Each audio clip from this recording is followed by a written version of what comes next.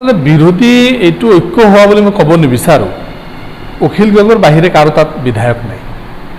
তেখেতসকলৰ স্থিতি অকল তাত আমাৰ কাগজে পত্ৰতে স্থিতি আছে।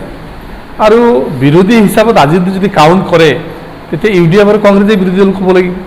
বাকী অখিল গগৈৰ এটা আছে, সি নিৰ্দলীয় হৈ আছে, কোনো পলিটিকেল পাৰ্টি নাই।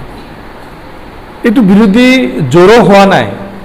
ইয়াত দেখিছোঁ UDF নাই, সমাজবাদী পাৰ্টি নাই, আমাৰ তৃণমূল কংগ্ৰেছ নাই, আম আদমি নাই, যিবিলাক উঠি অহা পাৰ্টি সেইবিলাক ইয়াত নাই। আল্টিমেটলি মোৰ এনেকুৱা লাগিছে যে হিমন্ত বিশ্ব শৰ্মা ডাঙৰীয়াই তেখেতে বাৰে বাৰে কৈছে লং টাৰ্ম ইনভেষ্টমেণ্ট কংগ্ৰেছত আছে। আৰু এই কংগ্ৰেছক তেখেতসকলৰ এটা ছাকচেছ হৈ গ'ল নেকি মোৰ অনুভৱ হৈছে যে তেখেতৰ টাৰ্গেট হ'ল UDF আৰু কংগ্ৰেছ একেলগে হ'ব নালাগে। এই দুটাত পাৱাৰ, দুটাত শক্তি, দুটা একেলগে হ'লেই যোৱাবাৰ আমি কৰিছিলোঁ আৰু 5টা ছিট পালে আমি গভৰ্ণমেণ্ট হৈ যাওঁ। উজনি অসমত যেতিয়া 5টা ছিট পালোহেঁতেন চৰকাৰ হ'লহেঁতেন। তো এই দুটা শক্তিক যদি ভিন্নকৈ ৰাখিব পাৰে, এই সেকুলাৰ ফ'ৰ্চটোক যদি ৰাখিব পাৰে, বাকী লুৰিন আৰু কোনোবা আছে তেখেতসকলে ইমান ধৰ্তব্য ফেক্টৰ নহয়। সিহঁতৰ ছিট নাই, পপুলাৰ ভোট নাই, ভোটিং পাৰ্চেণ্টেজ নাই। চ' এইবিলাক আৰু কিবা RLD কিবা কিবি পাৰ্টি আছে, CPM,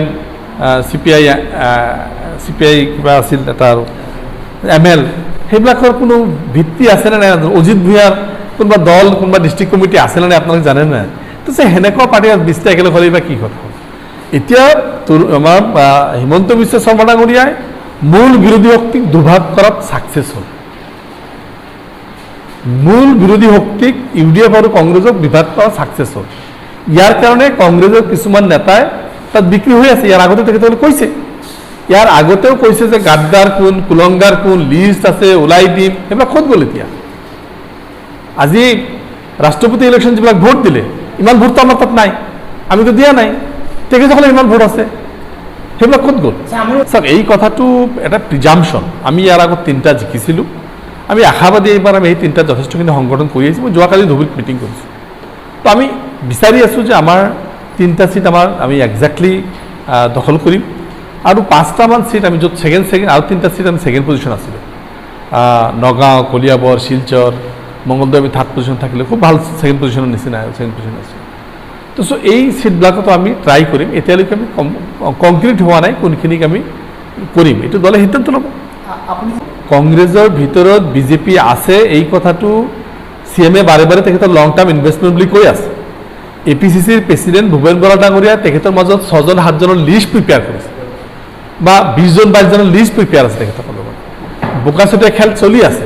সেনেকুৱা এখন চৰকাৰ দি, সেনেকুৱা এখন টীম দি আকৌ কেনেকৈ BJPৰ বিৰুদ্ধে লৰিব? আমিতো তেখেতক লেটাৰ দিছোঁ যে আপোনালোকে বিৰোধীখিনি ওলাওক, যিখিনি BJPৰ লগত সংযুক্ত ওলাই দিয়ক। আচলতে এতিয়া তেখেতসকলে আমি দেখিছোঁ যে BJPয়ে সম্পূৰ্ণৰূপে ছেকুলাৰ ফ'ৰ্চক ডিভিজন কৰাত লাগি আছে। আৰু এই UDFক ল'লে ছেকুলাৰ ফ'ৰ্চ একেলগে হৈ যায়। একেলগে হ'লে BJP প্ৰব্লেমত পৰে। আৰু যদি প্ৰব্লেমত নপৰে তাৰ কাৰণে BJP আৰু কংগ্ৰেছ আৰু UDFৰ দুজন লাগে। সেইটো BJP ছাকচেছফুল নক'ব নেকি আপুনি? চাওক, এটা কথা চলি আছে ইয়াত। আমি দেখিছোঁ নীতিশ কুমাৰ, তেজস্বী যাদৱ, আমাৰ মমতা বেনাৰ্জী, অৰবিন্দ কেজৰিৱাল, ষ্টেলিন, যিবিলাক আছে YSR, ডাঙৰ ডাঙৰ যিবিলাক ষ্টেটৰ পাৰ্টিবিলাক আছে, তেখেতসকলে ডিছকাশ্যন কৰি আছে। আৰু এই ডিছকাশ্যনবিলাকৰ মাজত এটা থাৰ্ড ফ'ৰ্চ ক্ৰিয়েট হ'ব গৈ আছে। ইয়াত কংগ্ৰেছ থাকিব নাথাকিব মই নাজানো। কংগ্ৰেছৰ লগত UP আছে। আমি আজিৰ দিনতো UPত আছোঁ। আমি UPৰ পৰা বহিত হোৱা নাই। আমি আজিৰ দিনতো UPত আছোঁ। কিন্তু এই প্ৰপ'জেলটো আমাৰ আগত চলি আছে। যদি এনেকুৱা কিবা হয় নিশ্চয় চাম এইটো কেনেকৈ কৰিব পৰা যায়। দিবাস্বপ্ন, এইবিলাক দিবাস্বপ্ন। আজমল চাবক উৎক্ষেপ কৰিবৰ কাৰণে তেখেতৰ প্ৰাৰ্থী ফাইনেল কৰকচোন। কাৰ কলিজাত দম আছে 10টা সমষ্টিত সংগঠন কৰি তেখেতে জিকিব পৰা এটা কংগ্ৰেছ বাৰু নাম কওক। আজি ৰকিবুল, কালি ৱাজেদ, পৰহি বেলেগ, তাৰপিছত ৰজিত মণ্ডল। ফিক্স কৰক না, আমাৰতো আজমল ফিক্স আছে, বেলেগ এটা ফিক্স কৰক, তেতিয়া বুজি পাম। সেনেকুৱা মানুহটো আনক ফেচত। আমিতো কৈছোঁ তেখেতসকলৰ 5জন-6জন প্ৰাৰ্থী যিকেইটা গোটেইলৈকে একেলগে বান্ধি এটা প্ৰাৰ্থী কৰক, তথাপিও হাৰিব।